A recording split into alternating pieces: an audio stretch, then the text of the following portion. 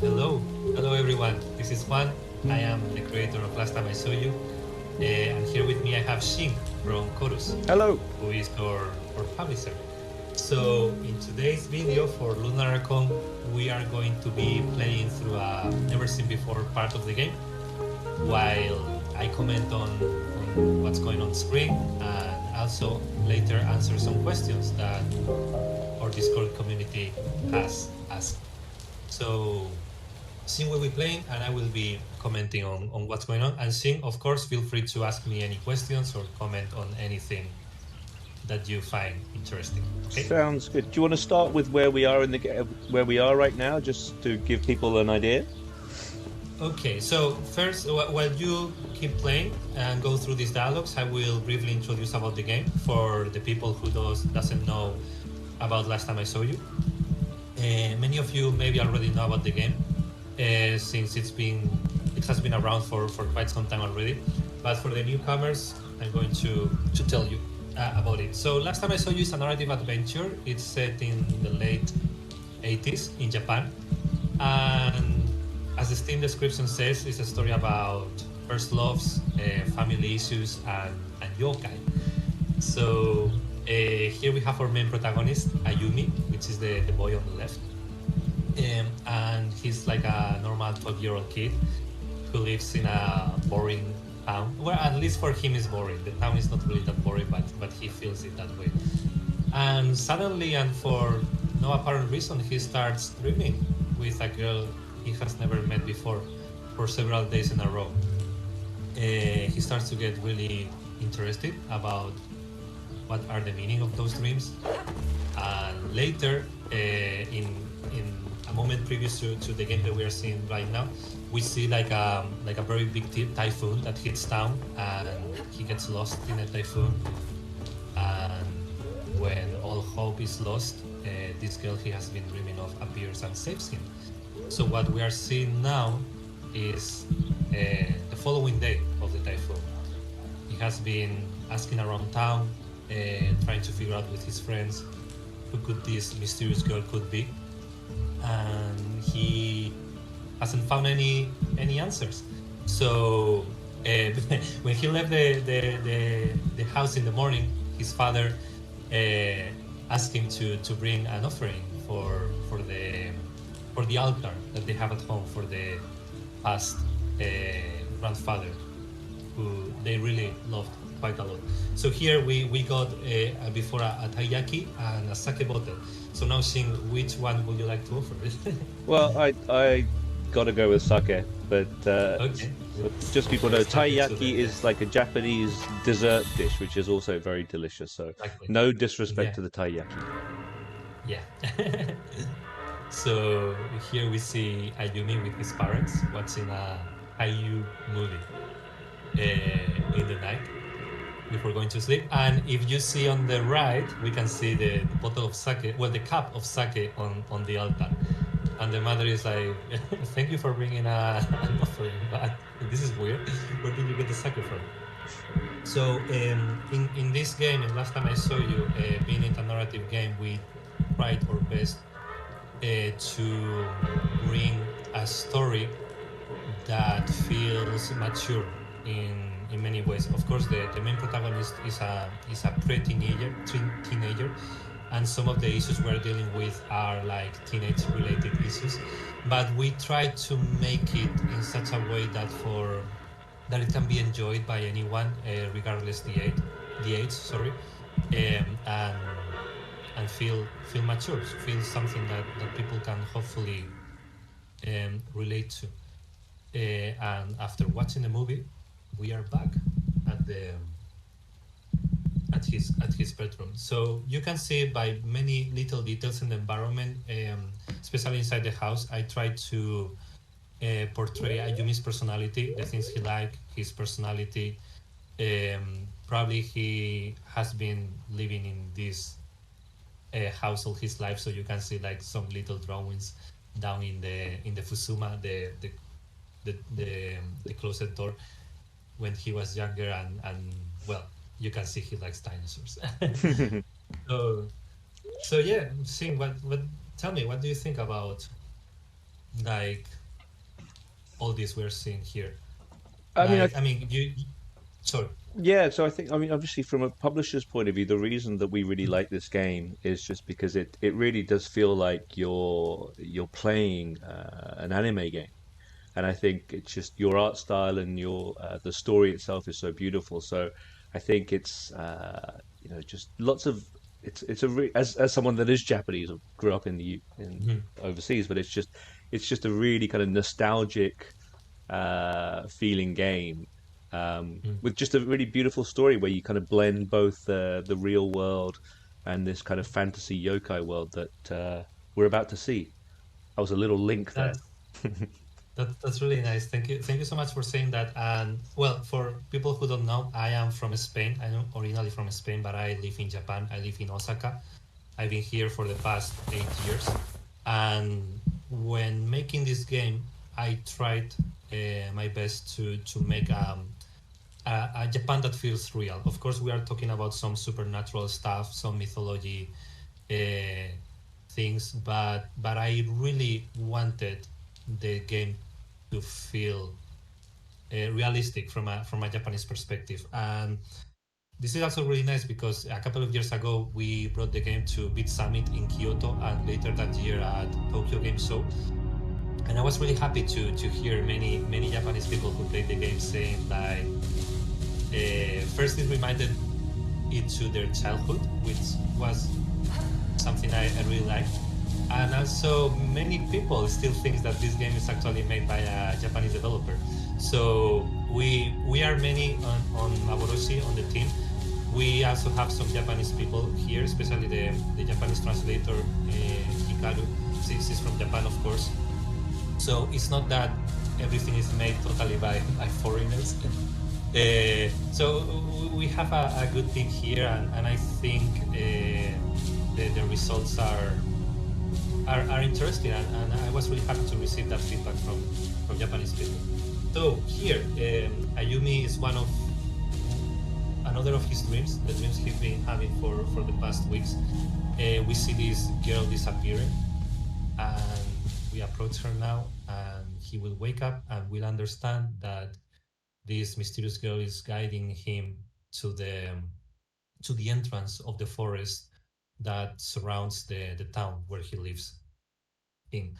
This forest is a forest with a lot of myths around, a lot of tales, and it's like as many other places in Japan, somewhere that people really respect. They are not really afraid of it, but they understand there is like a spiritual connection with the area, and it's a place that is just like respected, and they just leave it be and try to not interfere with it. And Ayumi is interpreting that perhaps this girl is guiding him inside the forest. So now he has like a dilemma, like what should I do? Should I enter this dangerous place just because I saw it in a dream, or should I follow what everyone around tells me and stay away? So here, Shin, thank you for opening the notebook. You're welcome. We didn't Yeah. even rehearse this, so I thought, yeah. Yeah. We're improvising. So sorry if we, and of course, English is not my mother tongue, so sorry if sometimes I say something weird. I'm trying my best. I mean, So, people who speak English natively, they still say lots of weird things. I think you're good. oh, thank you. So here in the notebook, we have one of the features that we work on that I personally liked a lot. We have like a list of characters. So each new character that you meet in the game will appear in this tab. Well, we have like a little illustration with some information from Ayumi's perspective of who these people are.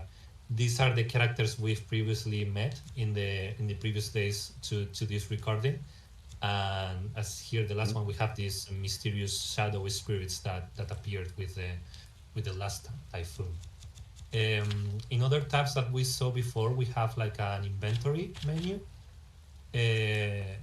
with all the items you get will appear here, of course. And then we have a collectibles menu, which is another addition to the game that I personally really like a lot. So Do you want to this is explain another about good this? game. Sorry? Do you want to explain what this is? Yeah, we can actually play this game very soon. So inside the game, there is like a mini retro game with Ayumi is stuck. He hasn't been able to beat it yet, but you as the player can help him beat the game. So it's like a retro Famicom style game since it's set in the 80s. And if we go to the living room now, we can actually play it and so people can see it for themselves. Well, this is the house of Ayumi that people who played the demo would recognize. By the way, the demo is available on Steam for free already, so feel free to play. The demo shows the first 2 days of the game, and I think it's like a really nice introduction for people to see basically what the game is about and how it's going to be. It's true that that demo relies more on the narrative side, and once you enter the forest, as we're going to see today, the game kind of like opens up, and there's like a big exploration component going on. Should we play the game? Should we show? Yeah, go ahead. So it's a little bit challenging, so I'm really looking forward. Have you played this before? I did. I played it just today. So yesterday, okay. Just today. So, I got to the 3rd level. I was pretty good. Okay. So it's like a little shinobi game. I mean, we are following the 80s tropes here of the damsel in distress, the girl that gets kidnapped, and the hero has to rescue her. But I mean, it's time accurate. So yeah, it's. Oh, you were lucky. You got like a new life there. So this game was developed by one of the programmers of the game, which is Sergio, someone I worked with in the past, and he has been helping a lot with the development of Last Time I Saw You. The art is made by me and by Toro Mizu, who is a really nice Japanese illustrator that I met, and she has been collaborating for the game as well. And well, it's like a nice addition to the main game, I think. I always liked games like, for example, Night in the Woods, that had like a mini game inside the game, so you can just disconnect from the main story and try something different. And well, it's basically as you can see, it was like several levels with various like boss dragons that appear and you have to defeat. And when the dragons appear is when it gets challenging. So you're almost there. Oh, you almost get it. Just a couple of hits.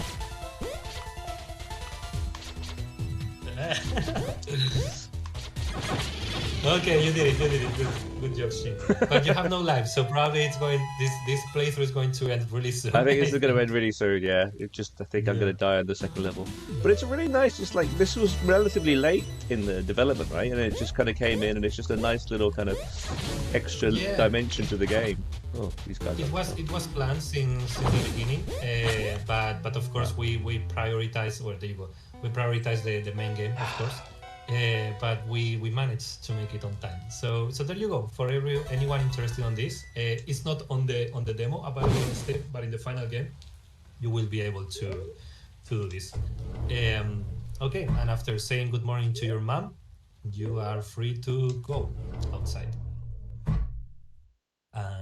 As you saw before when we started the playthrough, we were in the same neighborhood. So the game follows a day cycle. Every day starts at Ayumi's bedroom and every day ends at Ayumi's bedroom. But I tried to make each day look different by the weather. The rain has a big role in this game, and as you progress, you can see how the weather and the rain also changes. We can see in the background a rooftop damaged by the typhoon. So those things will get repaired little by little, and yeah, the idea was basically to make the town feel alive, regardless what's going on with Ayumi and his main quest. Ooh. Oh, here we have the dog, and actually you can name him. This is actually the last name. Bosque is a reference to A Space for the Unbound. In A Space for the Unbound, one of the one of the games that it was published by Chorus, right? Mm-hmm. It was indeed. So in that, it was made by the people at Mojiken in Indonesia. There are a couple of cats in that game. One is called Admiral, the other one is called Bosque. Or I hope I'm pronouncing it correctly. I'm saying it. I'm using the Spanish pronunciation. I don't know if it's Bosque or Bosque. So here you can name the dog as one of those characters as well. I personally go with Okacha always. I like that name for the dog. And here we have like one of a couple of like Ayumi's classmates, which are Kanta and Sachi, which are a couple. But as you progress in the game, you will see what's going on with them. And it's something we tried with the narrative, as I said before. Like Ayumi is going through his own personal story, but everyone in town is also going through their own personal stories.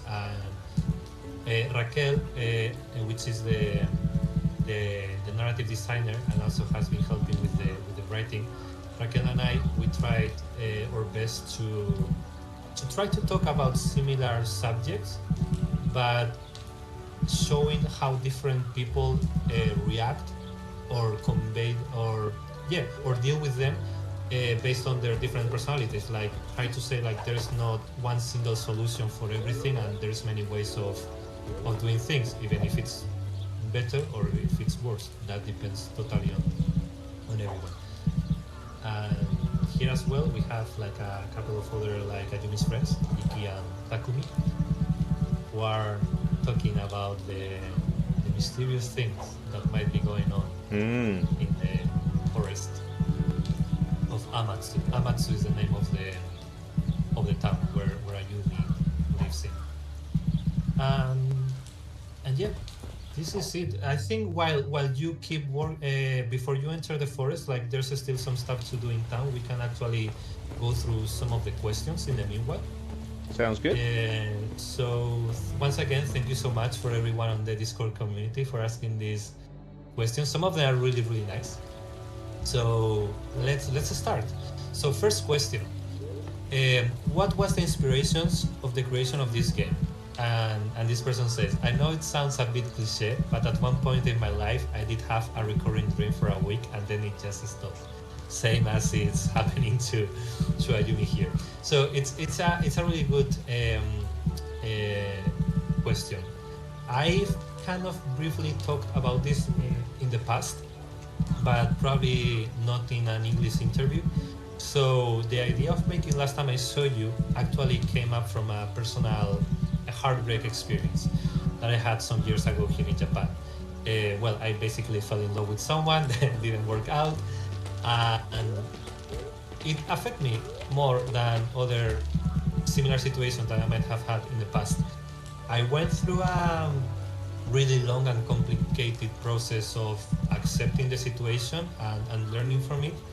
And after all that period was over, I realized that I went through a really interesting learning moment of my life, and as an artist I felt that I wanted to make something out of it, share it with people or try to create some artwork, something out from that experience.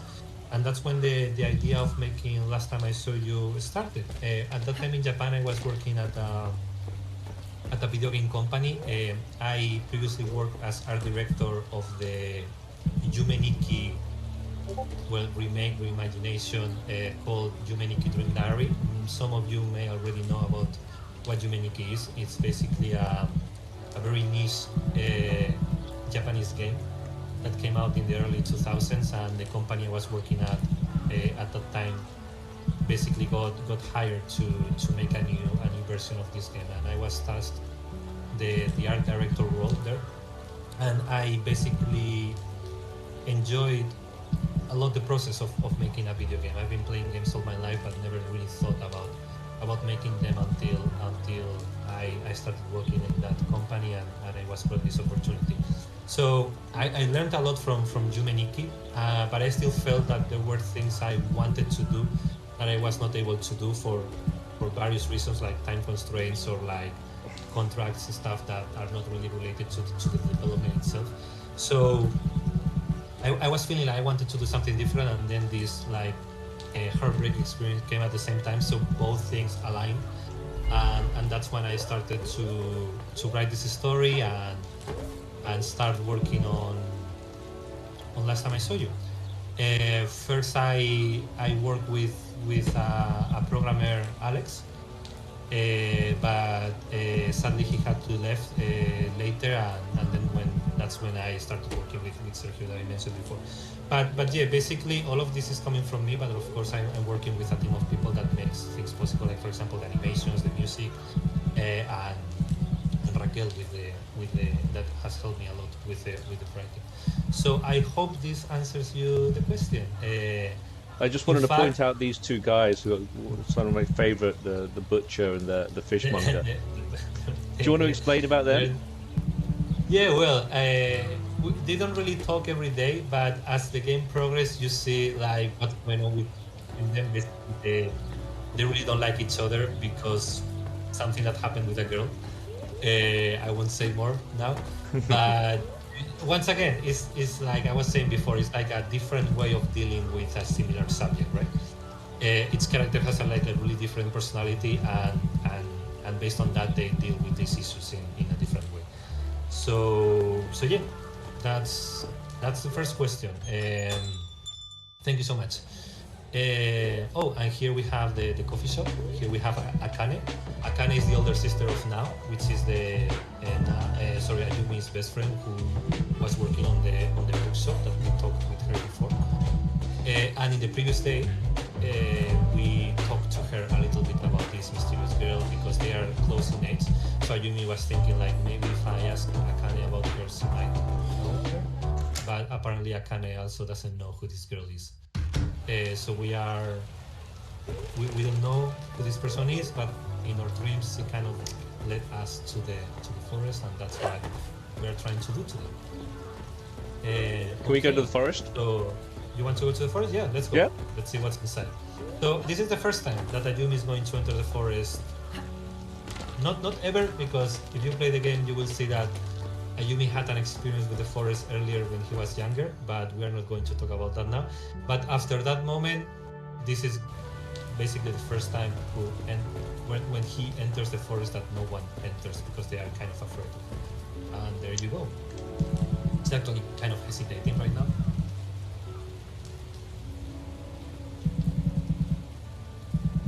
Yeah. Yeah, Do it. Let's go. Yeah. Come on, Ayumi. Be brave. Yeah. So for anyone who lives in Japan or has been in Japan before, probably you already have experienced like there's some really ominous like mountains, forests, temples. Like there's a really strong connection with nature in Japan. Well, you can speak better about it as a Japanese person yourself, Shin. Me? Yeah. I don't know. I know you've lived longer in Japan than I have by this point. that's also true. But that's an interesting question that I actually never asked. Like in your childhood, from your parents, did you ever feel like some kind of like respect from nature, from these temples? Did you also used to Shogatsu at the New Year? Yeah, I think it's just normal, isn't it? I think talking about kind of spirits and kind of celebrating Obon, which is kind of the festival of commemorating dead people, or the people that have in our lives that have passed. I think it's very kind of normal and natural thing. So I think it's, having grown up in both the West and Japan a little bit, or being exposed to Japanese culture, I think it's something that's much stronger in Japan and maybe other Asian cultures, where it's not even that weird. It's almost just like a part of life that people that have passed, the idea of things being imbued with spirit. It's a kind of a part of the culture, and I think you've captured that really, really nicely, because it doesn't, we're about to go into kind of the yokai world, but the fact that it kind of sits alongside the real world is kind of how it feels just in the culture naturally. I think. I mean, here you don't Yeah. you don't see the things that we're going to see about to see in the game in Normally, real yeah. life, but it always feels like they're just there. They're just on the other There side. might be there, right? Yeah, yeah, That's yeah, something I really always liked about Japan. Like the yokai and the spirits are like really present in pop culture, like advertisements or like toys. Like it's something that it's really everywhere, right? yeah. And I really like it's as you said, like living with it, right? Like at a part of it. So well, we are now inside the forest. The forest has like kind of branching areas, like and the game and the stuff that you unlock will guide you through. I won't consider this a Metroidvania, but it's true that it's having like some unlockables that you need before progressing through other places first. But this is basically the first area where the game is guiding you inside the forest, and here we have our first yokai, which is Nekotaro. So Nekotaro, as you can see, it's an ekomata, which is like a cat, a normal cat that has transcended his previous form. And there are many reasons why they do that, but they say like because they are like smarter than other cats, or they like try to try to imitate humans, like try to understand them. So basically, they are like cat spirits that have transcended, and they can talk, and they can like do human stuff basically. And a sign, like a physical sign of them, is like having two tails. And as you can see, we have him here with two tails. And Nekotaro would be like kind of like a not like a guide inside the forest, but it's definitely someone that really cares about Ayumi, Hmm. and will try his best to help him out and take care of him when he's exploring this dangerous part of town. I think he's a good first Uh, yokai to meet as well because it's not yeah, it's not intimidating. yeah, It's just a talking cat that's holding an talking umbrella, cat. and yeah, normal, completely And normal. he's actually a talking cat who really likes literature, French literature in particular.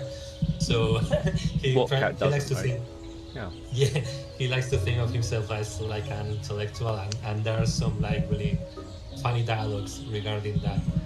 It's like a kind of like a posh cat. So so well here you can ask him some questions. Some of the characters will give you that option, and you will be able to know more about them, or you can just not ask those questions and leave them for later. Uh, but yeah, we thought that some of these characters might get people's interest, so we wanted to offer more more information about them, right? Like who are they, why are they here, why they are the way they are, right? Little by little, we will discover that everyone inside the forest, for some reason, is kind of trapped in there, and the main story will also go in that direction. So yeah, let's keep Let's keep moving going. on. Yeah. People. Well, here we have the also a very interesting and important point of the game is the hokura, or the checkpoints. These are these little altars that you can find inside the forest, and they will act as a safe point. So if you interact with it, first we will have like an introductory dialogue, and after that we will be able to save the game. Even if you don't want to save, just like interact with it so people can see how it looks. But just kind of save. And yeah, so be sure to be saving your progress in case something bad happens. So here we are opening paths, and well, we were talking, so maybe someone didn't pay attention about the conversation, but basically Ayumi told Nekotaro that he's looking for a girl, and Nekotaro was like, "Whoa, okay." So this kind of lets you know that he knows that girl, and that girl might be trouble. But he basically lets Ayumi know that the girl is up there in the cliff, But of course, we cannot reach the cliff because we are missing the lever of the elevator. The reason why there are like some structures and some like some stuff going on in the forest is because there is like the forest has some mining caves that we will actually visit later in the game. Actually, you can access one of the caves from there, even though you won't be able to progress much further now. And there are some like mining equipments that were left behind. So that's why there are ladders, there are elevators, there are like shovels over there. At some point in the past, like people from the town tried to get resources from this forest, but the spiritual energy and several things that happened didn't really let them progress, and they had to abandon their task. So who's this? Here we have our second yokai. What do you think this is? Well, I just read it. It's a kappa. Okay, it's a kappa. Kappa. So what is a kappa? What's for you as a Japanese person? What's like? Because I think kappas are also like really present, right? For kids, like be careful. Yeah, kappas. I think one of the better known yokai. You know, kind of water spirits, mischievous, and they. I think they eat? They can eat people, I think. But the one of the defining things is they have a bald spot on the top of their head, and they have to kind of keep that wet. If it dries up, I think they die. So they live in water.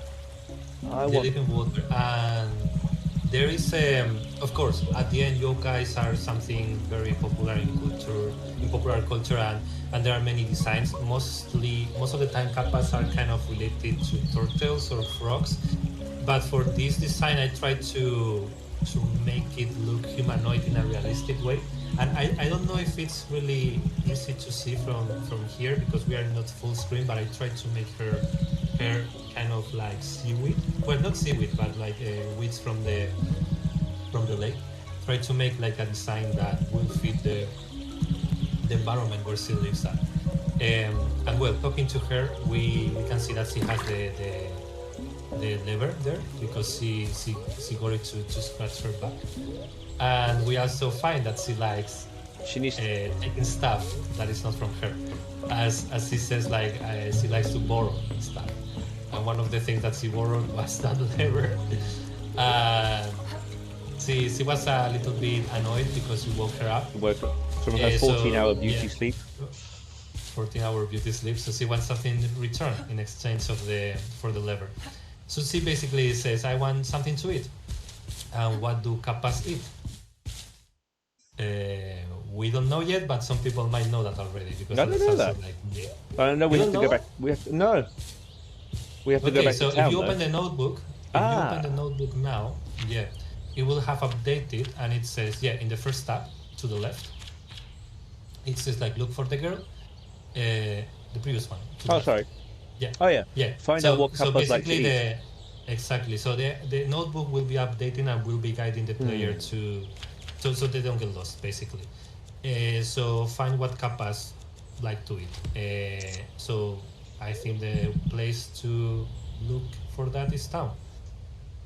You can exit the forest anytime you want, and then go back inside to continue with your quests. And the thing about kappas, so maybe because we are showing this part of the game later. In day one, if you interact with these druids, there is a Yumi will comment that there was a kid in town that said that he'd seen a saw kappa. a kappa. Yeah. So you can here like try to figure out yourself what they eat, or you can talk to that kid. He's over here. He's in the neighborhood. He's in the neighborhood. Is it this neighborhood? You will have. No, it's to the right. So where we started the day. Yeah, that's what I thought. So and you will find him there. He was with his girlfriend Sachi, and you can ask him like what do kappas like to eat? Because he's of course an expert in kappas. Or you can try to figure that yourself by other means and actually get what kappas like to eat without even having to interact with Kanta. I'm lazy. I'm gonna go and ask him. Yeah. Okay. So I don't want to say that the game has this open-ended and open branches because it's kind of linear, but there are some parts of the game where you can also have where you actually have the freedom to to try to figure things yourself or to do it in a different way. And that's Kanta over there. And yeah, so he's very excited about it. Like, people didn't believe him, and there was like he went through a hard time. But Ayumi was nice to him, and they still have a good relationship. So yeah, the girlfriend's also like a little bit skeptical. Cucumbers. And he reveals, yeah. And it's something. It appears in many animes and many stories, like kappas, like cucumbers. And actually, there is like a kind of sushi that is called kappa sushi. Kappa sushi, kappa maki. Kappa maki. Of course it is. Kappa maki is cucumber. Of course it is. It's cucumber with rice. So yeah. So those are the things we were talking before about Japanese culture and yokai, right? Like kappa they can maki. even be a sushi. The cucumber roll. Cucumber roll, yeah. So there's no nekotaro maki. So there's no nekotaro maki. No, that'd be weird. And the place to get cucumbers will be the market. So there you go. I hope I've got like, enough money. I think I should. I hope you have enough money. Yeah. So there's money in the game, and there's stuff you can buy. Most of them are collectibles, but we are making sure that you will have enough money to buy all the story progression items, so you don't get locked. Yeah. So yes. Oh, yeah, I'll have some. It's pretty cheap, so you can buy the cucumber. Okay, there you go. And if you open now your notebook, you will see that the quest has updated. Bring cucumbers to and the also, kappa. if you go to the inventory, you will have the cucumbers there. The cucumbers, sorry. Yeah, that's basically how we handle the inventory. Like, I mean, this isn't related to the game, but it's literally the one thing I can't eat: cucumbers. You cannot eat cucumbers? Can't stand. It's just some people have sensitivity to, I think, an enzyme in the cucumber, and it just tastes like dirty water. I hate cucumber. It happens something similar to me with eggplants. Oh, really? But not cucumbers, yeah. So I guess I'm not a kappa. Let's do something first before going to the Okay. you're not. Before going there, go to the right so people can see like a different area of the game. And I will explain why you cannot progress here at this moment on the story. Because you are not. So this is like a different area, the bamboo forest. It looks weird. There's like some banners, some totems. Like, it feels really different from the other place. And basically, you will realize here that you cannot keep going to the right because basically you cannot. It's too high. Yeah. Yeah, it's too high, and if you go up the watchtower, you won't be able to jump there either because you cannot jump that high. It's not. So those are the little things that we are doing to guide the player. You will get eventually later something in the game that will actually allow you to go there. So that's what I was talking before about the Metroidvania, but of course this is not a Metroidvania, it's a narrative game. But in the level design we have these little elements to guide and reward the player. And they are not only for story progression but also for some collectibles and stuff. And it's interesting. It breaks up the kind of the narrative part of it, but it's not challenging. It's just kind of fun interactions, right? It's not like a Metroidvania because it's not hard. It's not it's like this stuff. For example, here, you have like a spirit, one of the residues that the typhoon left. I literally said it's not hard, and I get attacked by something. Come on. Yeah, but as people saw, it's not really like an action game. You're not really fighting stuff. It's really difficult to get killed. So we try to do this in purpose because at the end this is a narrative game and we are focusing on the narrative, but we want to make it like engaging and interesting, and so it's not all the time read. And the Kappa is really excited to see the people. And there's we got the lever. And well, as you can see here, she's kind of tired of eating the same stuff always. Guessing she eats a lot of fish. Yeah, a lot of fish. And this is a moment when a side quest triggers. So Ayumi offers to bring her different foods from town. so she can try new stuff. And that's one of the many side quests that we have, and that can be completed as you progress in the game. So if you open the notebook now, after you go upstairs, Yep. you will select quest game, underwater buffet. And if we go to the side quest tab, we can see there the second one. And Bring a those taiyaki, are the- ehira, korokke, oden, and glorious cheesecake. yeah. I'm hungry now. Yeah. So we have the lever, and now we should be able to progress. Did you want to answer another question that you got? Yeah, sure. Yeah, well, you talk to type here before going to the left, because that will be the point where we should be stopping the demo to not, sorry, the playthrough to not reveal too much. Yeah, you cannot access that area yet, but there's like a new character you can talk to here. There you go. So while we talk to her, I'm going to answer another question. Thank you, Sin, for reminding me that. No. So, there's another really interesting question that I personally really like a lot, and it's like, how do you think your title benefits from being a game instead of a book or a movie? Well, that's something really nice, especially if you are working on narrative games, because at the end, if you are trying to tell a story, yeah, you can write a book, you can make a movie, or anything like that. But this is a game. This means that it needs to be interactable. And that's the main reason why, from a level design perspective, everything you kind of create has to make sense as a game. And I know most of the time, like, game design or level design are more associated with action games, like platforms and stuff like that. But I've discovered that in a narrative game, it's also very important, so it doesn't feel boring. And you can totally you can have a game with a really nice story, with really nice art, but with a really boring gameplay. And in this case, I try to build a story that the player, by interacting with it, by making different choices and try to be able to reflect their own personality in the game, despite this being an already written story with a decided ending, could feel more interesting than just like watching an anime, a movie, or similar. So yeah, it's a very good question indeed. So here we met a new character and we unlocked a new side quest, but I don't know how much time we've been playing. Have you been checking? Because I totally... Just over 40 minutes, apparently. 40 minutes? Okay. Yeah. So we can proceed, and then after we can keep answering the questions between us. So here we go. We reached the cliff that Nekotaro was talking about. And here we have the mysterious girl that we Of your dreams. About, yeah, for the past days. And there she is, outside that ring. Okay, long time no see. That's weird, right?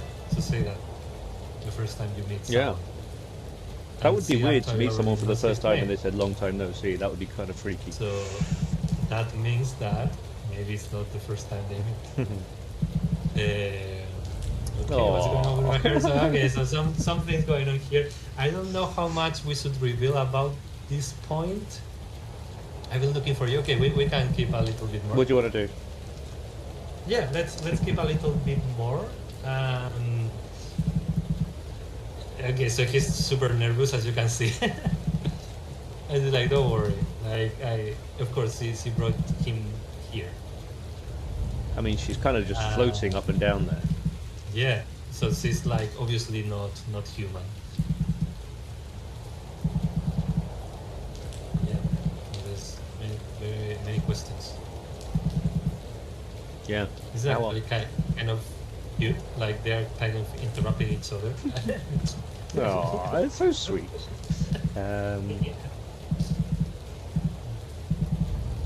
Okay, so maybe we should stop here to not reveal that much and leave the cliffhanger. Okay. So literally, you can, you can go back to the main menu we can keep talking about the game itself and the questions we have left for some more minutes. and yeah. So well, I hope you guys enjoyed this never seen before playthrough. We've seen a little bit more of the forest. Of course, it's very big, and there are many areas inside the forest with very different art styles and, and characters. So hopefully it will feel fresh every time you enter the forest, and you will enjoy. So well, Shin, I mean, after your short playthrough of this day, what are your thoughts? I mean, I think it's great. I love it. Of course, I love it because it's. I You are just think. publishing it. Well, no, I think. So, I mean, that's definitely. I think it's the other way around. You know, we're publishing it because we love it. You know, and I think that's not just the look and the story of it, but I think it's just the fact that it's about experiences that are quite universal, even though the setting is, yeah. you know, if you're living outside Japan, but you like anime, it's that it might be. If you, I suppose, if you're an anime and manga fan, then you're going to be a little bit more familiar with the world, or if you visited Japan. But I think the for most people, it's unusual. It's different. But I think the experience, the kind of the first love, you know, that time when you're starting to become a teenager, it's and friendship. It's a beautiful story, and it's a beautiful. I think you've evoked, or and the team has evoked, a really kind of amazing. You know, I guess a nostalgia that we all go through from that time. And if you haven't been through that, you know, if you're still younger than that age, then you know, maybe it's a preview of what's to come. Because I think it's very rare for people to get through that time of your life without any sense of you know, love and heartbreak, and then getting through that. So I think you've drawn that in the game really well. And the fact, you know, going back to that question, the fact that it is a game, you know, if you're reading a story, if you're watching a movie, obviously you're being told it. You're sitting there, and I love movies and I love reading, but I think being interactive, it's you know, you have to make that, you have to progress it, and it's just that part of it is, as an adult looking back at a game like this, you think, oh, I really hope he doesn't get his heart broken, but it's probably going to, but he's probably going to be okay. All of that stuff is beautiful. I think that's lovely. So, but it might not happen. Like, that's something Raquel and I really wanted to try really hard. Like, maybe many people is expecting, like, oh, he will fall in love with her and things will happen and all that. But we are not really going in that direction. And I think that's the interesting thing about this game. Like, from the first point of view, it might look like this is like a love story, and those things that are expected to happen will happen. But I think people will be surprised because it goes in many directions. The love thing is not only related to Ayumi. There's other people going friends through and that family, stuff. Yeah. So I think personally it's really refreshing, and of course, I mean, I wrote it myself, but I think people will enjoy this because it's not a story that you are expecting to see. Yeah. maybe I was projecting. So, maybe you were projecting. I mean, it's like anything, right? You bring yourself to each experience. Yes. So maybe I was projecting. Ooh, I need to see And a that's therapist. also something.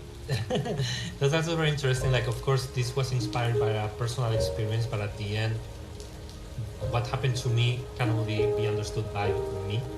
And if I literally write the same things that happened to me, people might not understand or relate to them because they are different people. So, of course, when writing this, we try to create something that can be universal, as you said, like not like a very particular story, something that many people could feel identified with. Yeah. So yeah, that's really nice. So let's go with another question that I think is also really nice. Is, do you take inspiration from locations you saw or visited in real life? If so, can you show or tell me what made into the game? Okay, so thanks for this question. This one is from Toby, actually. Oh, this might be a spoiler, so don't go there. But it's nice. You saw a little. This is nice. So yes, of course. I mean, I live here in Osaka. I've been here for the past 8 years. There are many places around my house, my environment that I really like and I took inspiration from. This is something that many people might not see. But oh, where are you now? I'm Oh, just that's going. the stage plan I'm just going to go from back and play before. the game again. Okay, sure. If you want, while I go Yeah. through the questions. Um, there are little things, as I was saying, like for example, there are many skies in the game, background skies, and some of those skies are actually photos from skies that I took myself or were took by people that are important to me. Uh, Another place is the coffee shop where Akane, now sisters, work at. There is a coffee shop here close to my house in Osaka that I personally really like because it has like a really Showa retro aesthetic, and that coffee shop is heavily inspired by that one. So yeah, of course, and I think any artist can relate to this at the end when you create something. There is a part of you there. Could be like even when writing characters, like some of the stories, Ayumi's parents are kind of inspired by my own parents or things that happened to them. Some of Ayumi's friends are also like things that actually happen in real life. So yeah, there are many inspirations here, and and I'm really happy with the results, honestly. So okay, the next one. This is also a one I personally like a lot. This person asked, like, as a Spaniard myself, same as you. Hola, ¿qué tal? We've had like a wide variety of animes on public TV channels when we were kids. That's true. I don't know in any other countries, but in Spain we had like many animes on TV, and I remember watching like Dragon Ball and Doraemon every morning before going to school. Of course, it was in Spanish, not in Japanese, but we had them. So he's asking, like, do you have any specific references or influences for Last Time I Saw You from those animes? And yeah, of course, there are some of them, like being the most obvious one, Doraemon, perhaps, like in the park where Manabu is, where you can play baseball with Manabu. There is like the famous 3 concrete tubes that also appear in in Doraemon's park. Doraemon, yeah. Yeah, and there are like some other references. I might say I might admit that I haven't watched many anime. Like more than anime, I'm more into movies. And there was a point in my life that I watched a lot of Japanese movies. But of course, there's like some anime references here, and perhaps you are getting all the shurikens in your face. Yeah. What are you doing? I'm collecting them. That's what you're supposed to do, right? Collecting the shurikens. Yeah, I want that one. I missed it. And Yeah, okay, you got one. and other. While I answer the next questions, try your best to let's see if you can if you can progress more. The arcade mode maybe it's like a little bit difficult, but well, if not, you can go back to it. So going back to animes, these are of course not related to childhood, but there are many animes references here. In one of them, like Ghibli, Studio Ghibli. I talked about this in one of the vlogs that I posted on the Steam page. There is one movie from Ghibli called Omoide Poro Poro. I don't remember the After Yesterday or From Yesterday, I think is the title in English. And it's a Ghibli movie that is not directed by Miyazaki, which is also, it's very, very interesting because it kind of reminded me to Last Time I Saw You in the way that it's like a 30-something-year-old woman reflecting on her childhood when she goes back to her hometown. And there are many parts of that movie that also served as reference for Last Time I Saw You, especially in a aesthetic and visual way. And the same with some of and the same with some of the Makoto Shinkai movies, especially with the light and the skies. I got many visual expressions. So yeah, thank you for the question. What else do we have here that could be interesting? have you watched an anime movie on Netflix called Maboroshi? So actually, I haven't. I've checked the trailer, and the visuals remind me a little bit to Makoto Shinkai. But no, I haven't watched that anime. I will check it. But if anyone is interested, Maboroshi is the name of the studio. Maboroshi Artworks, the studio making Last Time I Saw You. And the word Maboroshi is, I would say, perhaps my favorite word in Japanese. It's a word that doesn't have like a direct translation to English. It will be something like an illusion, a ghost, a phantom, but not like in a spirit like Yurei way, like something that you've seen but you're not sure if you've seen, like a shimmer of light, something like that. And I personally like that word a lot. I haven't watched this Netflix anime, but actually the name came from the inspiration to get this name came from a movie called Maboroshi no Hikari, which is a movie by Hirokazu Koreeda, which is a film director that I used to like a lot, especially when I was still back at university and doing a lot of research on Japan by myself. Sorry. And yeah, how much time we've been playing, Sing? We're nearly at the 1 hour, so we could probably start wrapping up. Yeah, let me answer the last question and then we can wrap up, because what we are seeing on screen, we've already seen it before. So, what could be the last question? Let's see this one. Like, how did you end up in Japan? That's a really long question to answer, but the second part of this question is interesting. And it says, as someone from Europe who loves Japanese culture, do you think that if I ever go to Japan, I would be disappointed or I would enjoy it? Because the myth we have from Japan in our heads is kind of huge, right? And that's an interesting subject, right, Shin? Like I don't know anyone that's gone to Japan for the first time that's been disappointed. Of course, you are not going to be disappointed. I personally think that Japan is a wonderful country to visit as a tourist.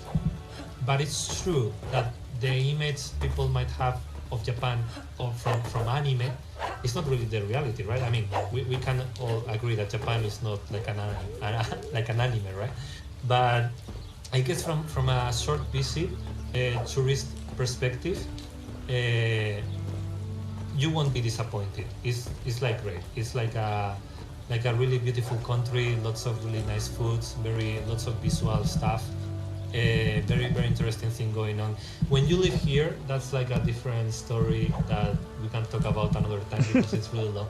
But from a first visit, it's like a wonderful place, and I don't think anyone will be disappointed. So yeah, during Corona, during COVID, tourism was banned. Like, people could not travel to Japan, but from 1 year ago or a couple of years ago, people can come with no problems, and I know for a fact that plane tickets are cheaper right now. So yeah, feel free to come if you can. Okay, so yeah, we probably have reached the hour, and I think we can start wrapping up. So thank you so much, Shin, for playing the game while I talk about it and I answer these questions. I hope you enjoyed what you saw. Yeah, and hope everyone enjoys the rest of LudoNarraCon, and if you get a chance, if you can wishlist the game, that really helps us. Thank you for tuning in. We will be uploading this video to the Steam page, right? And I believe it's going to be looping. So if for whatever reason you reached, you start watching the video by the end, it will start again. So yeah. So I hope you enjoy. I hope these little insights about the game and this new area has been interesting for you all.